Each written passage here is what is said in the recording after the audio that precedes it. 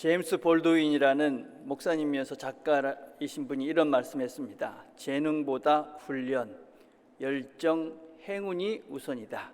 그러나 이보다 더 중요한 것은 인내심이다. 아무리 재능이 있고 또 행운이 있다 해도 여전히 인내심이 없이는 인생을 아름답게 살아갈 수 없다. 어떤 기회가 왔다 할지라도 그 기회를 이루어내기 위해서는, 그 기회를 통해서 새로운 풍성한 삶을 살기 위해서는 인내심이 절대적으로 필요하다. 그리고 인내심이라는 것은 곧 나의 인격의 성숙도이기도 합니다. 내가 지금 미숙한 사람인지 성숙한 사람인지, 어릴수록 인내심이 없습니다.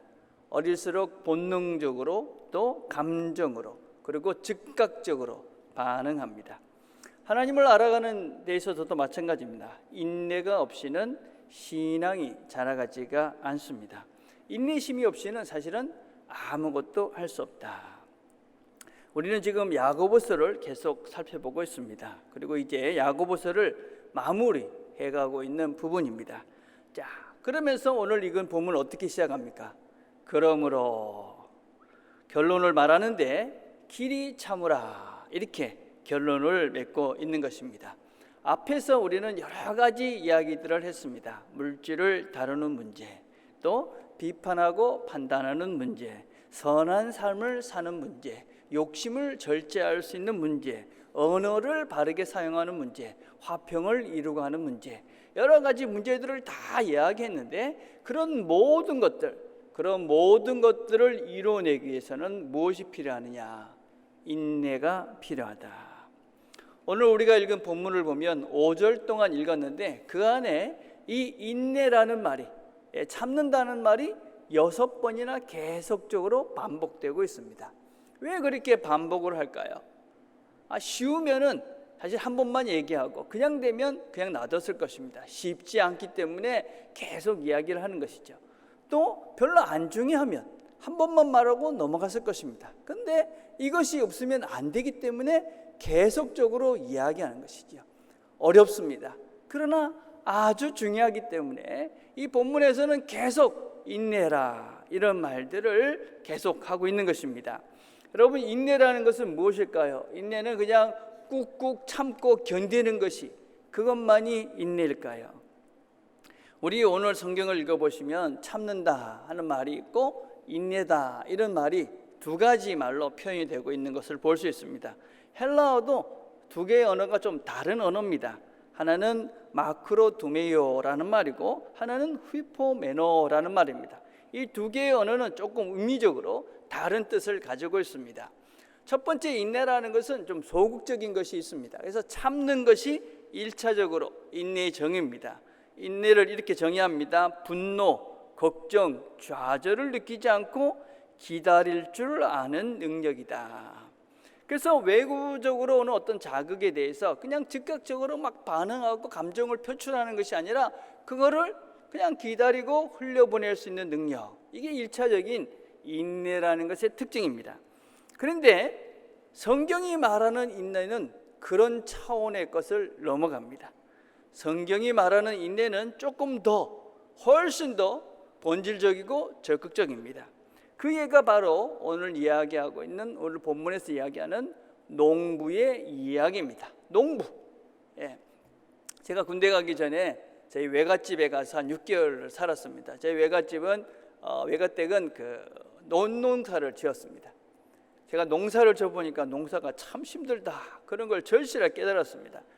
벼를 심기 전에는 이 논을 이렇게 가꿉니다. 근데 그 울퉁불퉁한 그걸 다 이렇게 편편하게 고르는데 그 일이 적지 않더라고요.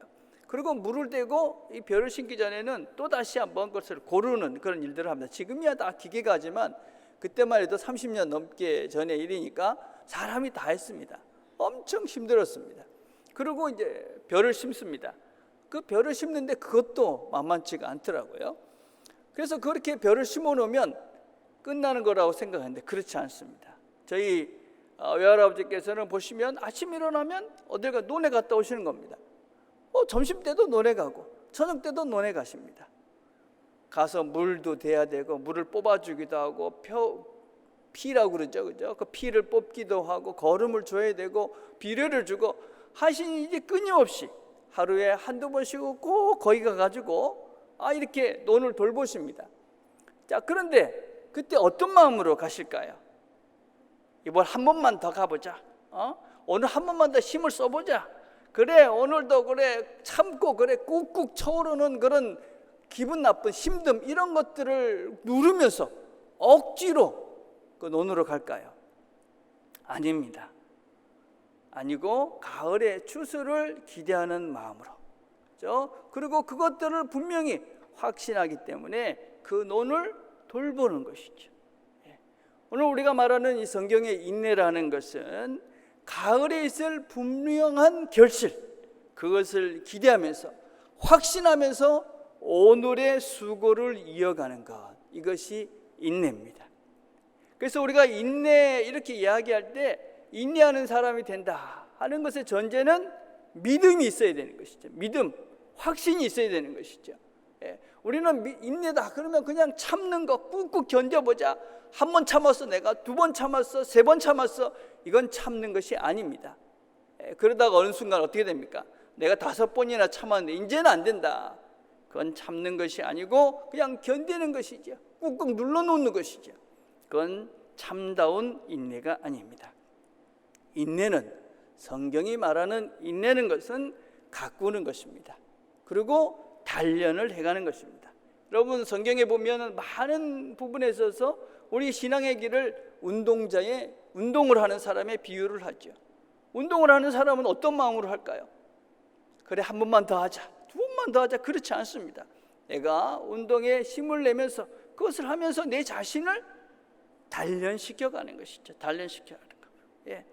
그래서 우리가 말하는 이 성경이 말하는 인내라는 것은 믿음이 있기 때문에, 확실한 내일이 있기 때문에 오늘의 수고를 그냥 참는, 견디는 차원이 아니라 갖고 가는 것이고 내 힘을 키워가는 것, 이게 성경이 말하는 인내입니다.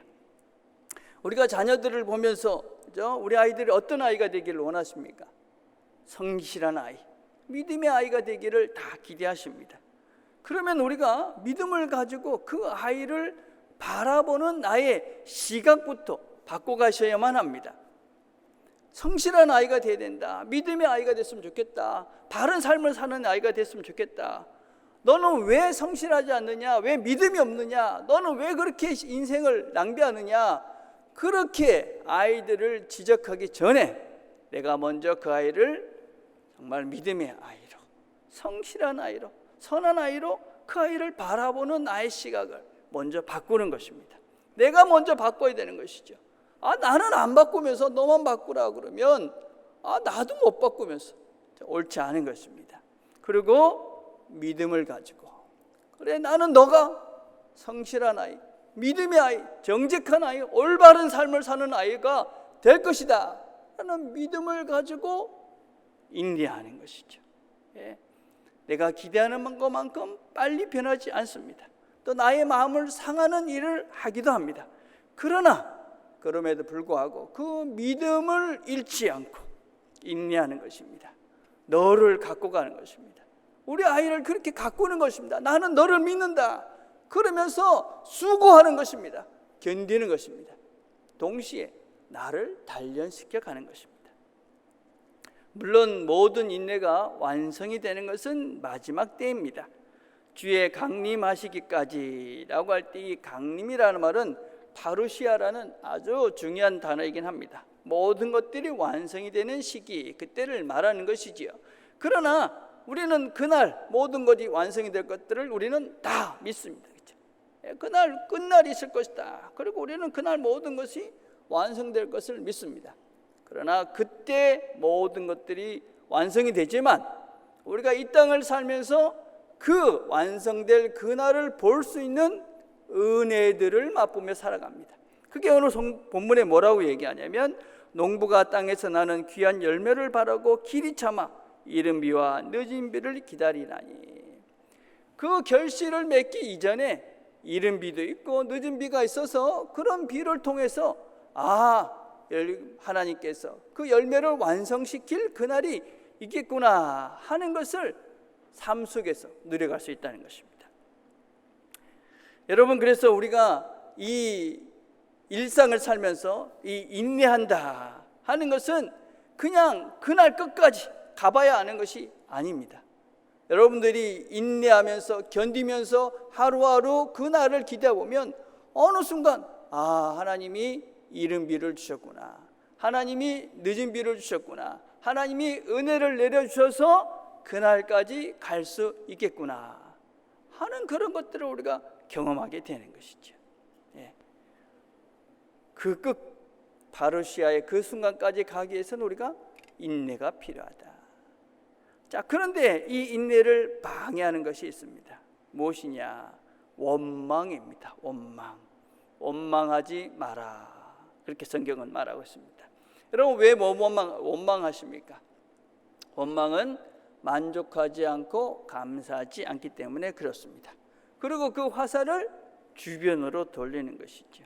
그럼 문제가 생기면, 어려운 일이 생기면 그 문제를 내가 어떻게 할까 이렇게 바라보는 것이 아니라 누구 때문이야 그러면서 주변에 화살을 돌립니다. 남편 때문이야, 아내 때문이야, 부모님 때문이야, 자식 때문이야, 사장님 때문이야, 목사님 때문이야 이러면서 모든 핑계를 그냥 바깥으로 돌리는 것이죠. 비난하고 정죄하죠. 심리학 박사인 리사라는 분이 이런 말을 했습니다.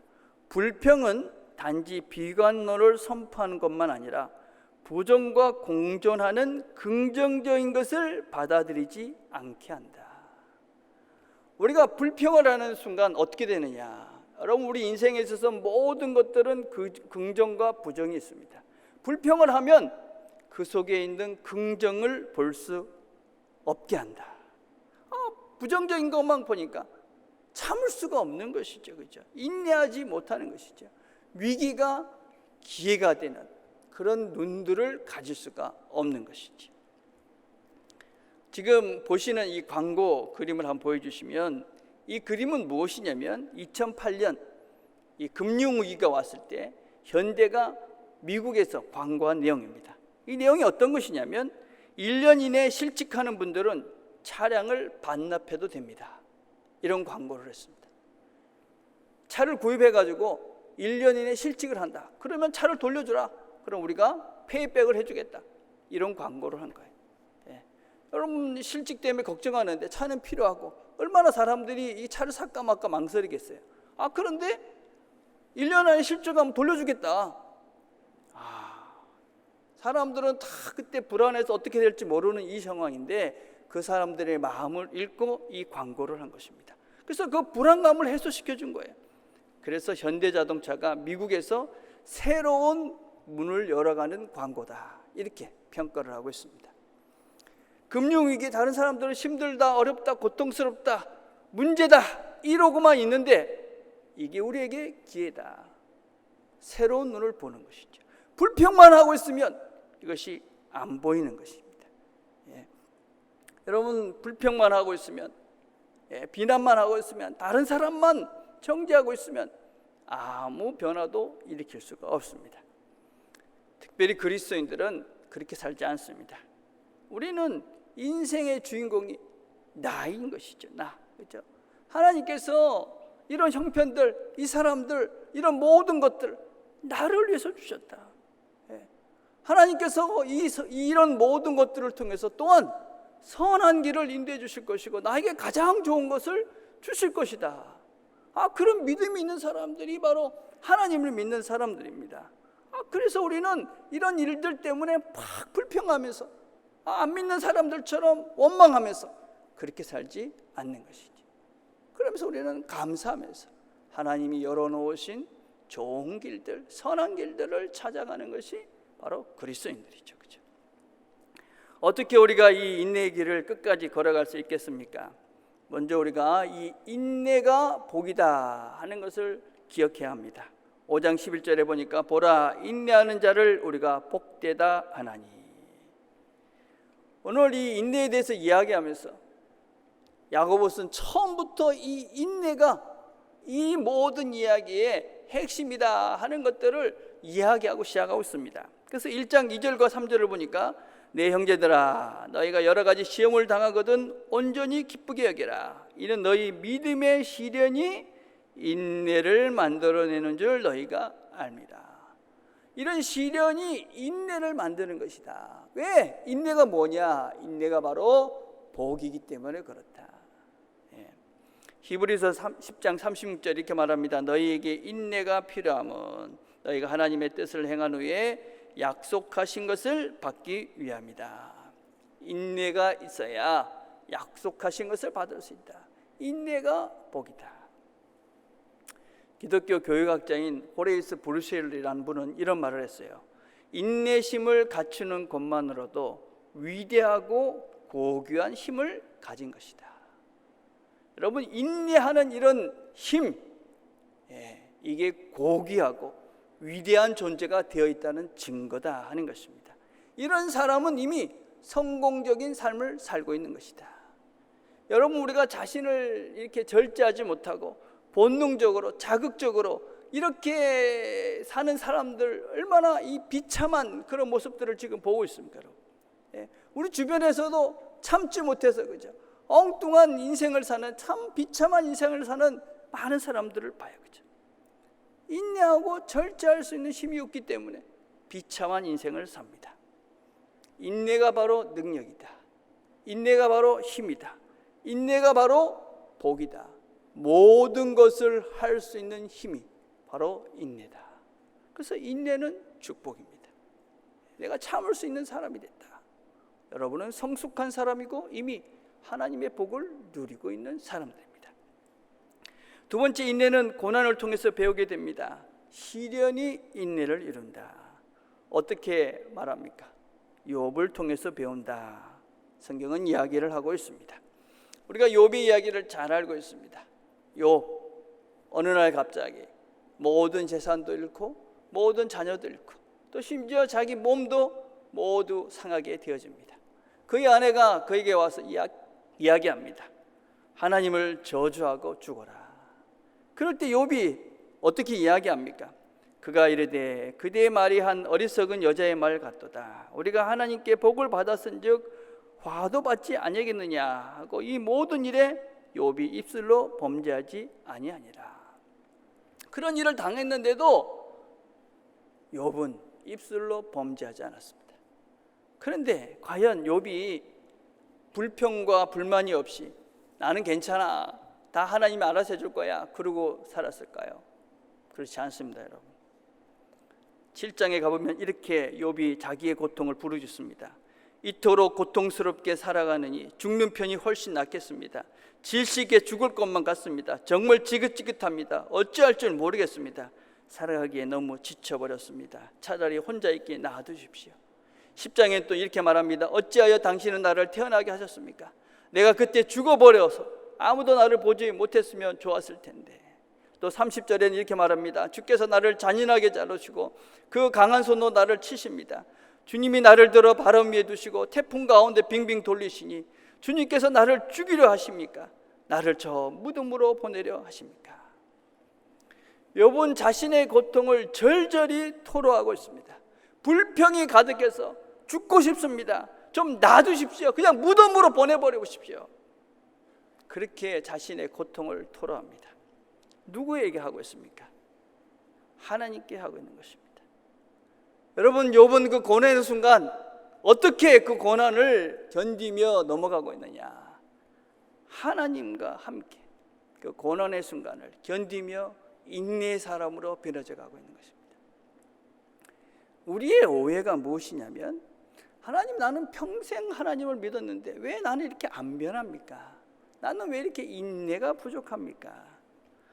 그러면서 뭘 기대하느냐면, 그냥 기도를 한번 하면 뭔가 하늘에서 번쩍 뭔가 나와서 내가 그냥 인내, 모든 걸 참고 사랑할 수 있는 사람이라고 변해지는 그런 이상한 것들을 기대합니다. 그런 건 없습니다, 여러분. 우리가 잘 아는 김익두 목사님이라는 분 계십니다. 유명한 깡패인데 목사가 되신 분입니다. 사람들이 이 김익두가 변했다 그러니까 이 사람이 지나갈 때 물을 확 끼얹습니다. 그러니까 김익도 목사님이 그 물기얹은 사람 멱살을 탁 잡고는 뭐라고 얘기하냐? 예수는 내가 믿고 복은 너가 받는다. 그러면서 그 멱살 잡은 거를 풀어줬다고 그럽니다. 성질이, 성격이, 성품이 하루아침에 바뀌는 것이 아닙니다.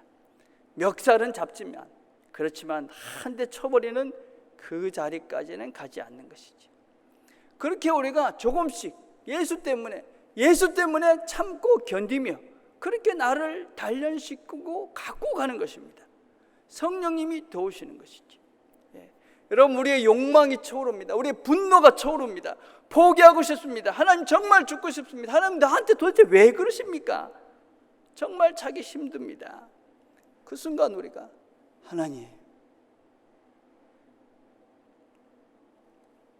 하고 멈추는 것입니다. 하나님, 내가 정말 죽고 싶은데, 정말 화를 참기 어려운데 하나님 도대체 어떻게 하라고 이러십니까? 그러고 하나님을 부르시는 겁니다. 그렇게 하나님을 기억해내는 순간 성령님께서 우리에게 힘을 주시는 것이죠.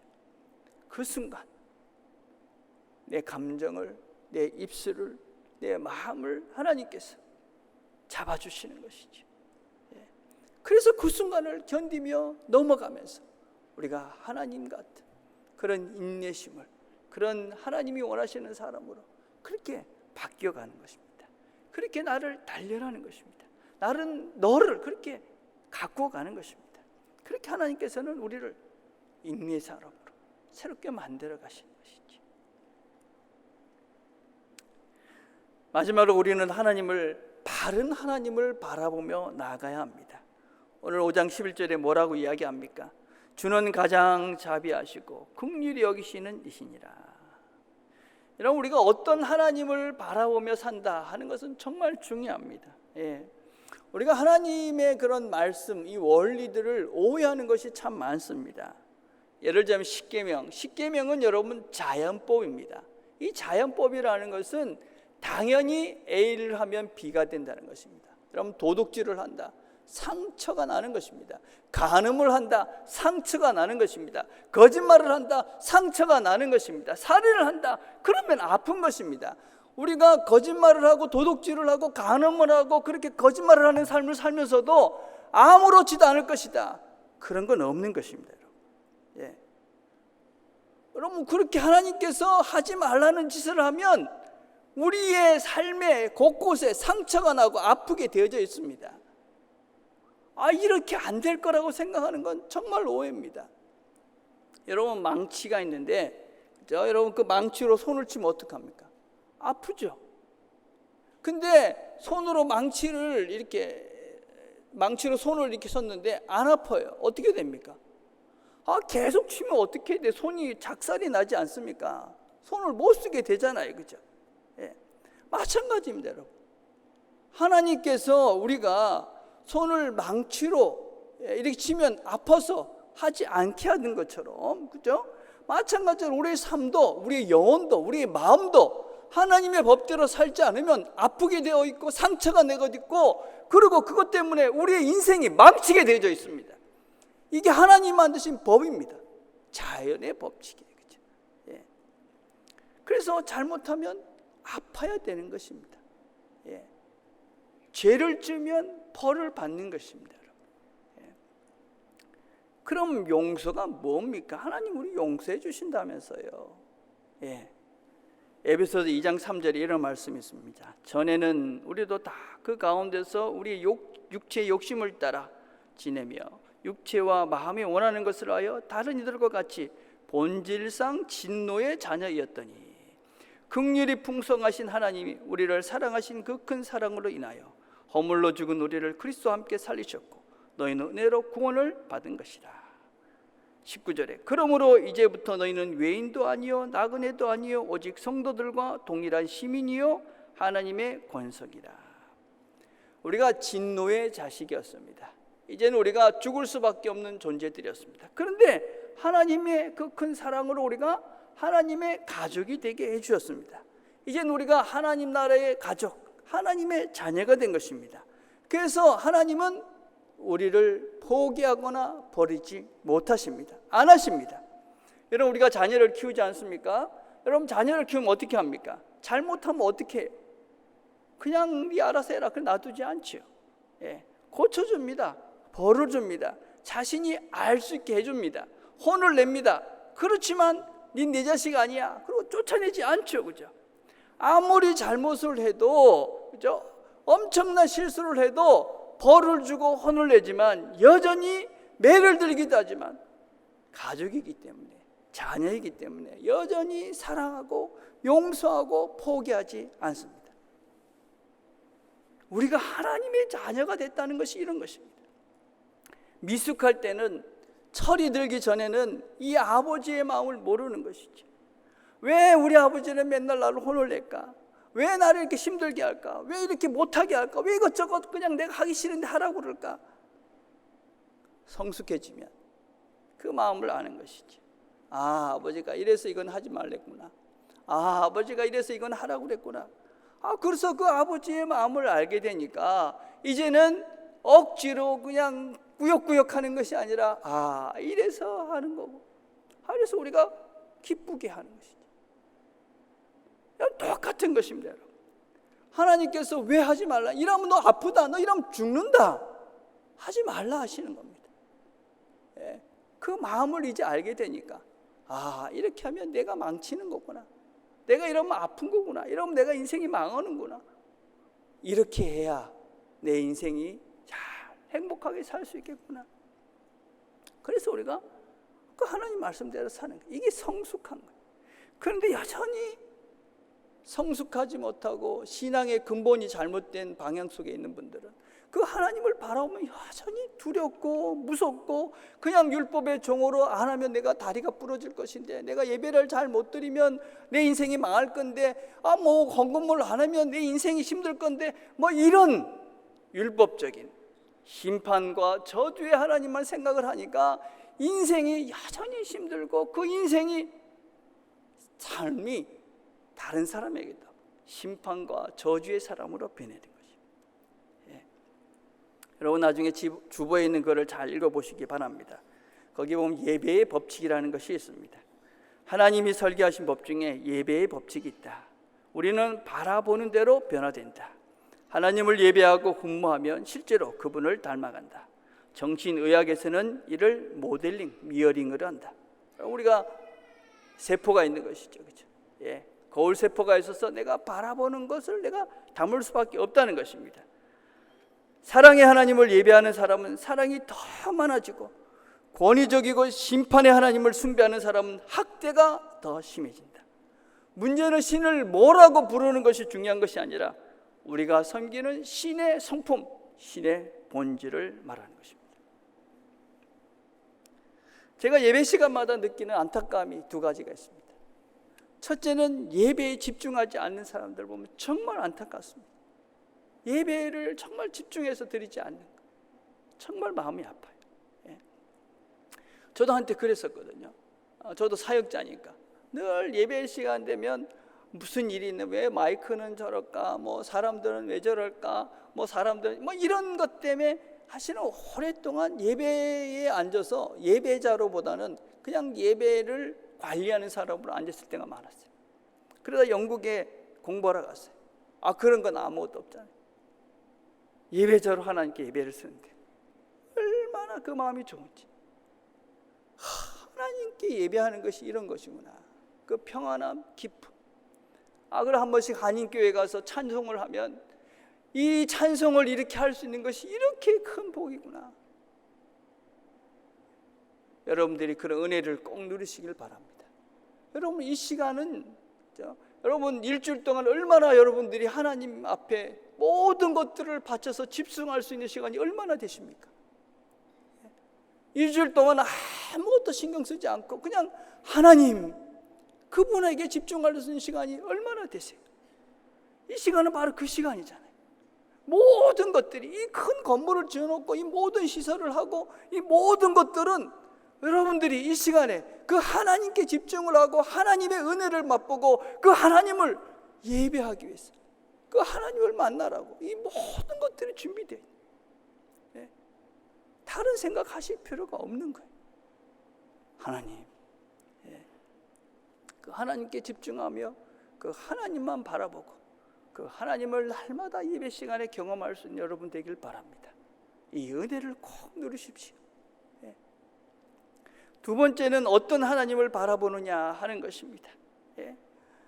우리가 이 자리에 앉아 있는 것은 내가 부족하고 연약하고 여전히 내가 죄를 짓지만 나를 포기하지 않고 이 자리까지 끌어서 여기 앉혀주신 그 하나님, 그 예배하게 하시는 그 사랑의 하나님, 그 감사의 하나님, 인자와 긍휼이 풍성하신 그 하나님, 그 하나님을 바라보며 예배를 드리는 것입니다. 여기에 우리 예배를 받으시는 그분은 인자와 긍휼이 풍성하신, 우리의 모든 죄를 지어도 절대로 우리를 포기하지 않고 우리를 사랑하는 마음으로 우리를 끝까지 붙잡고 가시는 그 사랑의 하나님이 우리 예배를 받으시는 겁니다. 여러분, 그 하나님을 바라보시고 그 하나님을 기대하시고 그 사랑의 하나님의 마음을 우리 마음속에 담아가는 것이 바로 이 예배 시간입니다. 어떤 하나님을 바라보고 계십니까? 나는 어떻게 변화되어져 가고 있습니까? 사랑이 더 많아져 가고 있습니까? 인자가 더 많아지고 있습니까? 긍휼이 더 많아지고 있습니까? 그렇다면 여러분들은 이 예배 시간에 그 하나님을 제대로 바라보고 있는 것이고 그 하나님의 마음을 여러분 마음속에 충분히 담고 계시는 것입니다. 이 한 주도 그 하나님을 꼭 기억하시고 삶 속에서 그 인자와 자비가 풍성하신 그 하나님과 함께 인내를 이루어가고 하나님의 복을 누려가는 저와 여러분이 되기를 간절히 바라겠습니다. 기도하겠습니다. 하나님 아버지, 감사합니다. 오늘도 주께서 우리에게 주신 말씀들을 들었습니다. 이 말씀들을 우리